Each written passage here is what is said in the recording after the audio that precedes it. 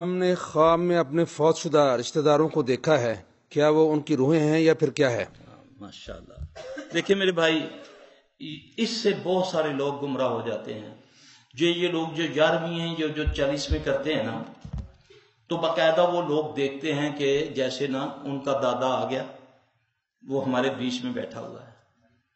اب حدیث کے مطابق رسول اللہ صلی اللہ علیہ وسلم نے فرمایا کہ جب آدمی فوت ہو جاتا ہے تو اس کی روح جو ہے وہ برزخ کے اندر بند کر دی جاتی ہے۔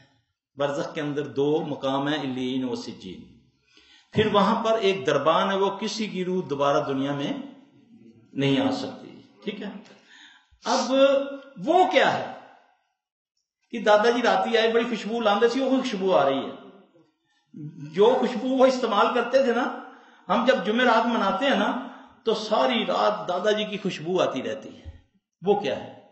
وہ وہی جن ہے دادے کا، حمزات ہے، جو کہ اس لیے منع فرمایا کہ رونے پیٹنے سے بچو۔ جو لوگ زیادہ روتے پیٹتے ہیں نا تو ان کے حمزات ان کے گھروں میں آ جاتے ہیں۔ اور زیادہ تر خواب کے اندر مردے کو دیکھنا پتہ کون سی بیماری لگتی ہے؟ لوگ تو تمنا کرتے ہیں، نہیں ابا جی آئے نہیں، 2 سال ہو گئے، کو پڑھائی دے ابا جی، خواب ہی چاہوں۔ لوگوں نے وظیفے بنائے ہوئے ہیں کہ یار نبی صلی اللہ علیہ وسلم خواب میں آنے چاہیے۔ اچھا، نبی صلی اللہ علیہ وسلم خواب میں آئے تو کیا کرو گے تم؟